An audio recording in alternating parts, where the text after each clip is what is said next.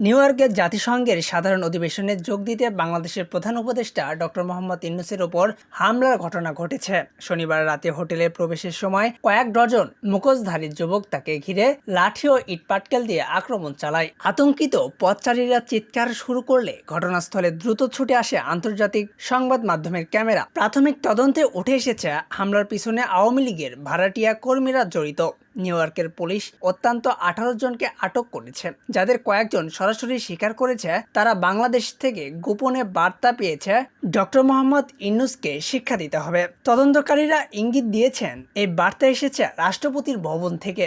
Doctor ইউনূসের চোখে মুখে আতঙ্কের ছাপ স্পষ্ট ছিল। সাংবাদিকদের উদ্দেশ্যে তিনি বলেন, গণতন্ত্র ন্যায় বিচারের জন্য এটাই আমাদের মূল। তবে আমি প্রস্তুত। ঘটনার পর প্রবাসী বাংলাদেশিদের মধ্যে ব্যাপক বিক্ষোভ ছড়িয়ে পড়ে। ওয়াশিংটন ও নিউ ইয়র্কের বিক্ষোভ মিছিল করে তারা দাবি জানিয়েছেন রাষ্ট্রপতি শাহাবুদ্দিন চুপ্পুর বিরুদ্ধে অবিলম্বে ব্যবস্থা নিতে হবে।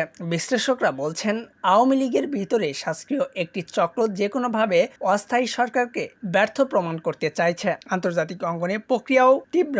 জাতিসংঘের মহাসচিবকে আন্তর্জাতিক কূটনৈতিকের জন্য লজ্জাজনক বলে নিন্দা জানান। হোয়াইট হাউসের মুখপাত্র বলেন, যুক্তরাষ্ট্রের বিদেশি প্রতিনিধিদের নিরাপত্তা নিশ্চিত করা তাদের দায়িত্ব এবং এই ঘটনায় কঠোর ব্যবস্থা নেওয়া হবে। বাংলাদেশের রাজনীতিতেও ঝড় তুলেছে। বিএনপির মহাসচিব মির্জা ফখরুল ইসলাম আলমগীর অভিযোগ করেছেন, রাষ্ট্রপতির ভূমিকা স্পষ্ট হয়েছে। আওয়ামী লীগ এখনো সন্ত্রাসের রাজনীতি চালাচ্ছে।